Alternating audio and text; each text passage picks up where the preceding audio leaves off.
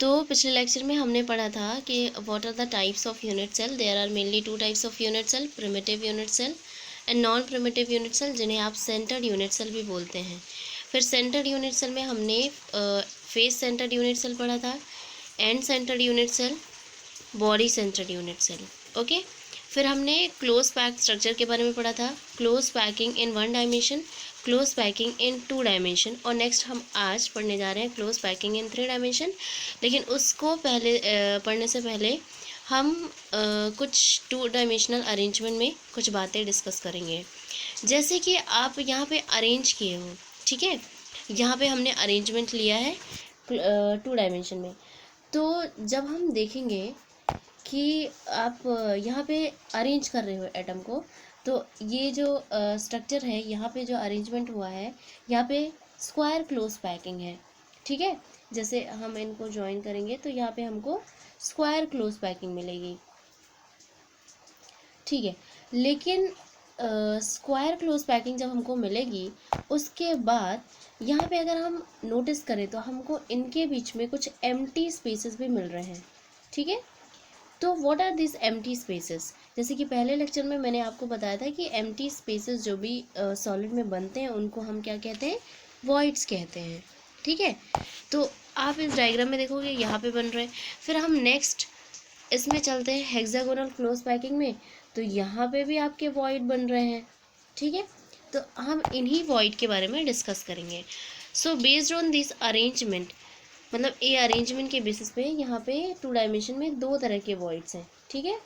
एक है आपका ट्रायंगुलर वॉइड, एक है आपका स्क्वायर प्लानर वॉइड, ठीक। तो सबसे पहले हम देखते हैं ट्रायंगुलर वॉइड क्या होता है। अब आप देखो, जो आपने हेक्सागोनल क्लोज पैक्ड स्ट्रक्चर बनाया था, उसमें क्या था कि जब एटम आपका क्या हो रहा था, पहले तो एक रो थी, ठीक है। फिर नेक्स्ट रो में जब एटम अरेंज हो रहा था, these are arrange on the depression, मतलब इन दोनों एटम का जो डिप्रेशन था उसमें आपका नेक्स्ट रो स्टार्ट हो रहा था, ठीक है। तो यहाँ पे जो वॉइड बन रहा है वो ट्रायंगुलर वॉइड बन रहा है। कैसे ट्रायंगुलर बन रहा है? आप ये एटम लो, इसको लो, और ये देखो, ठीक है। यहाँ पे ये देखो, ये ट्रायंगुलर है, ठीक। फिर ये ट्रायंगुलर है, यहाँ ट्रायंगुलर, यहाँ ट्रायंगुलर। तो इस तरह से इसमें जो वॉइड्स बनेंगे, जो एम्प्टी स्पेसेस है, these are triangular in shape. अब इसमें एक बात और नोटिस करने की है कि यहाँ पे 2 तरह के ट्रायंगल तो ठीक है बन रहे हैं, लेकिन 2 तरह के ट्रायंगल बन रहे हैं। एक का एपेक्स अपवर्ड पॉइंट कर रहा है और एक का डाउनवर्ड। आप यहाँ पे देखो, यहाँ पे ये अपवर्ड डायरेक्शन में है, ठीक है, और यहाँ पे देखो ये डाउनवर्ड डायरेक्शन में है। तो 2 तरह के ट्रायंगल बन रहे हैं। Triangles are pointing upward and in the next layer they are pointing in the downward direction, ठीक है। फिर हम नेक्स्ट चलते हैं, आपका सेकेंड टाइप ऑफ वॉइड जो था स्क्वायर प्लानर वॉइड, ठीक है। तो नेक्स्ट टाइप का जो वॉइड है वो स्क्वायर प्लानर वॉइड है। तो वो हमें किस में देखने को मिलेगा? स्क्वायर क्लोज पैकिंग में, ठीक। अब स्क्वायर क्लोज पैकिंग में क्या है, यहाँ पे आप देखेंगे ये एक एम्प्टी स्पेस है, यहाँ एम्प्टी स्पेस है। तो ये एम्प्टी स्पेसेस आपके क्या होंगे? स्क्वायर प्लानर वॉइड होंगे, ठीक है। स्क्वायर प्लानर वॉइड, ठीक। तो यहाँ पे ये स्क्वायर प्लानर वॉइड हो जाएंगे आपके, ठीक है। अब फिर एक चीज़ और, यहाँ पे जब आप देखेंगे तो आप दोनों का एम्प्टी स्पेस कंपेयर करिए, ठीक है। अभी आप सिर्फ देख के पता करिए, फिर नेक्स्ट जब हम पैकिंग एफिशिएंसी निकालेंगे तो हम उसमें कंफर्म हो जाएंगे कि जो हमने बात की थी वो एकदम क्लियर है। आप देखोगे कि यहाँ पे जो अरेंजमेंट है, इसमें जो आपका स्क्वायर प्लानर वॉइड है और नेक्स्ट जो आपका यहाँ पे ट्रायंगुलर वॉइड है, ये दोनों वॉइड में से ज़्यादा स्पेस किसका नज़र आ रहा है आपको? ऑब्वियसली जो है आपका स्क्वायर प्लानर वॉइड का, ओके। तो इसीलिए क्या है कि इन दोनों अरेंजमेंट में आपका जो हेक्सागोनल क्लोज पैकिंग होता है, hexagonal close packing, this one, okay, this is more efficient packing, okay, among both। ये क्या होता है? मोर इफिशिएंट। जब हम मैथमेटिकली कैलकुलेट करेंगे तो हमें पता चलेगा कि जो आपका स्क्वायर क्लोज पैकिंग होता है उसमें जब पैकिंग फ्रैक्शन निकालते पैकिंग एफिशिएंसी निकालते हैं तो वो 78.5% के समथिंग आता है। ठीक है, कितना? 78.5% इन 2 डायमेंशन में। ठीक है, और जब आप हेक्सागोनल क्लोज पैकिंग का निकालते हो तो वो समथिंग आपका 90.6% के आसपास आता है। ठीक है, तो यहाँ पे आपका जो स्क्वायर क्लोज पैकिंग के केस में क्या है, 78.5% पैकिंग एफिशिएंसी, और जो आपका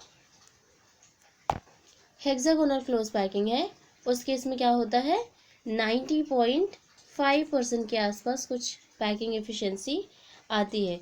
इसलिए पैकिंग एफिशिएंसी जिसकी ज़्यादा होगी वो स्ट्रक्चर आपका ज़्यादा इफ़िशिएंट होगा। ठीक है, तो दोनों स्ट्रक्चर में से आपका हेक्सागोनल क्लोज पैकिंग ज़्यादा इफ़िशिएंट है और उसका बेटर अरेंजमेंट होता है।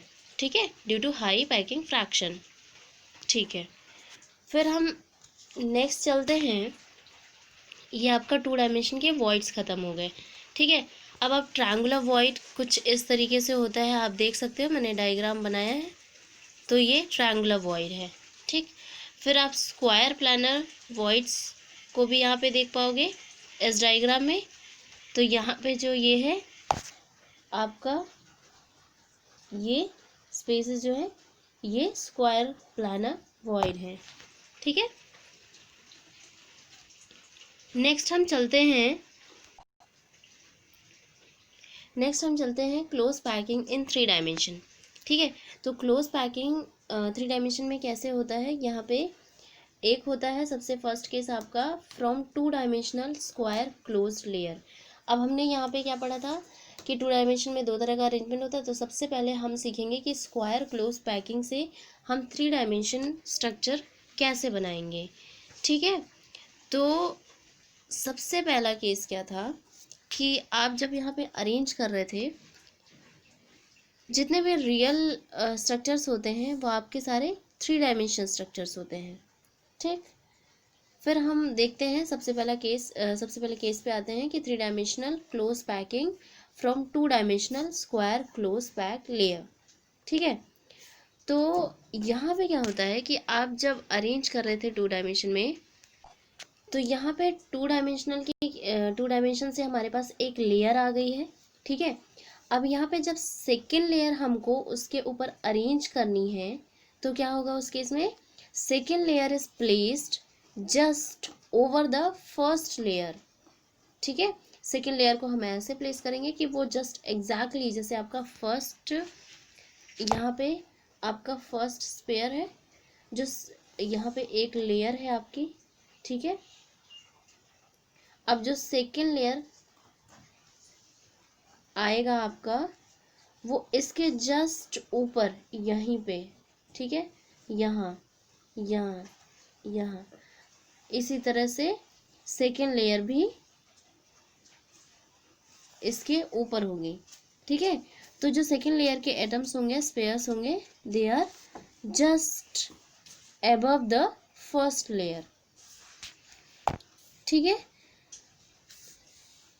इस टाइप के अरेंजमेंट में क्या होगा कि यहाँ पे जो दोनों लेयर्स होंगे they are perfectly align horizontally as well as vertically. ठीक है, और यहाँ पे क्या होगा कि मान लो कि जो फर्स्ट वाला आपका अरेंजमेंट है, जो आपका फर्स्ट लेयर था, जैसे हम अरेंज करें, जैसे आप इस डायग्राम में देखो, इस डायग्राम में देखेंगे तो यहाँ पे एक एटम अरेंज है, फिर ये वाला, ये फिर ऐसे ये नेक्स्ट रो, फिर ये, तो ये आपकी एक लेयर बन चुकी है। ठीक है, फिर आप इसके पीछे वाली लेयर को देखने की कोशिश, इमेजिन करने की कोशिश कीजिए कि यहाँ पे ये है और ये इसी तरह से एक इधर से आएगा और यहाँ, तो एक ये क्या बन जाएगा, एक दूसरा नेक्स्ट लेयर बन जाएगा। ठीक है, तो जो अरेंजमेंट आपका फर्स्ट लेयर का होगा, सपोज करते हैं हम ए है, वही आपका सेकेंड लेयर का भी हो जाएगा। ठीक है, क्योंकि they are just placed above the first layer. ठीक है, तो दोनों का अरेंजमेंट क्या होगा, सेम होगा। तो इसलिए ऐसे इस केस में क्या बनेगा, ए टाइप का अरेंजमेंट आपका बन जाएगा, ए टाइप का अरेंजमेंट।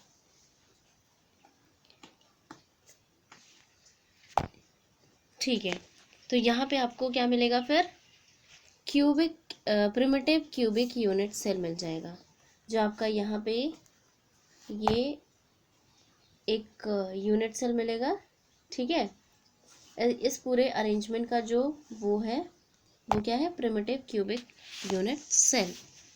ठीक है, अब सेकेंड टाइप ऑफ उसमें चलते हैं हम। तो 3 dimensional arrangement, 3 dimensional close packing from 2 dimensional hexagonal close pack layer. सबसे पहले हमने क्या देखा था, यहाँ पे from 2 dimensional square close pack layer, जो आपका पहला अरेंजमेंट था 2 डायमेंशन में स्क्वायर क्लोज पैकिंग, उससे हमने 3 डायमेंशन बनाया। अब जो आपका हेक्सागोनल क्लोज पैक लेयर था उससे हम बनाएंगे। ठीक है, तो हेक्सागोनल क्लोज पैक लेयर से जब हम बनाएंगे तो उसमें 2 कंडीशंस आएंगी। ठीक है, 2 कंडीशन क्या क्या आएंगी, placing second layer over the first layer. Second layer के ऊपर हमको क्या करना है, सॉरी फर्स्ट लेयर के ऊपर हमको क्या करना है, सेकेंड लेयर पुट करेंगे, तब क्या कंडीशन होगी ये देखना है हमको। और placing third layer over the second layer. अब सेकेंड लेयर के ऊपर हम जब थर्ड लेयर प्लेस करेंगे तब क्या कंडीशन होगी, ये दोनों बातें हम देखेंगे यहाँ पे। ठीक है, तो सबसे पहली कंडीशन पे चलते हैं कि placing second layer over the first layer. तो यहाँ पे मैंने ड्रॉ किया है, आपका जो रेड वन है वो आपका फर्स्ट लेयर है और जो येलो वन है वो आपका सेकेंड लेयर है। ठीक है, तो हम सेकेंड लेयर को फर्स्ट लेयर में पुट कर रहे हैं। अब इस केस में क्या होगा कि ये जो अरेंजमेंट है हम किससे बना रहे हैं, हेक्सागोनल क्लोज पैकिंग से बना रहे हैं। ठीक है, उसमें हम मान लेते हैं कि जो आपकी फर्स्ट लेयर है वो आपका क्या है, उसको हम ए कंसीडर करके चलते हैं। इसको हम क्या मानते हैं, ए कंसीडर करके चलते हैं। तो अब यहाँ पे क्या होगा, जो सेकेंड लेयर के स्पेयर्स होंगे they are placed in the depression of the first layer. जो आपका यहाँ पे क्या होगा कि एक ये एटम होगा, फिर ये एटम होगा, फिर यहाँ पे ये एटम। इमेजिन करने की कोशिश कीजिए बिकॉज क्योंकि ये 3D है। ठीक है, तो यहाँ पे ऐसे 3 एटम्स होंगे, फिर जो आपका नेक्स्ट लेयर जो आएगा उसका जो एटम होगा वो यहाँ पे होगा। ठीक है, तो इसलिए यहाँ पे कहा गया है कि नेक्स्ट लेयर का जो एटम होगा it is placed in the depression of the first layer. ठीक है, तो हम यहाँ पे अरेंजमेंट डिफरेंट हो गया, इसलिए इस अरेंजमेंट को हम क्या मान लेते हैं, बी मान लेते हैं। ठीक है, फर्स्ट लेयर जो आपकी थी ए थी और जो आपका सेकेंड हुआ वो आपका क्या हो जाएगा, बी हो गया। ठीक है, अब यहाँ पे क्या होगा, जो आपकी फर्स्ट लेयर होगी वो सेकेंड लेयर से कवर हो जाएगी और ये आपका एक अलग अरेंजमेंट हो जाएगा। तो अब यहाँ पे जब आपका सेकेंड लेयर का जो स्फेयर होता है वो जब फर्स्ट लेयर को कवर करेगा तो यहाँ पे एक वॉइड बनता है, वो वॉइड क्या होता है, टेट्राहेड्रल वॉइड। यहाँ पे बनेगा आपका टेट्राहेड्रल वॉइड। हम टेट्राहेड्रल और जो आगे ऑक्टाहेड्रल और क्यूबिक वॉइड्स होंगे जो आपका 3 डायमेंशनल स्ट्रक्चर में बनते हैं वो सारे वॉइड्स के बारे में एक अलग से वीडियो में डिस्कस करेंगे। ओके, तो यहाँ पे आपको अभी याद करने की बात सिर्फ इतनी है कि जब आपका सेकेंड लेयर आपकी फर्स्ट लेयर के ऊपर आती है तो वहाँ पे आपका टेट्राहेड्रल वॉइड बनता है। कौन सा बनता है, टेट्राहेड्रल वॉइड, टेट्राहेड्रल वॉइड।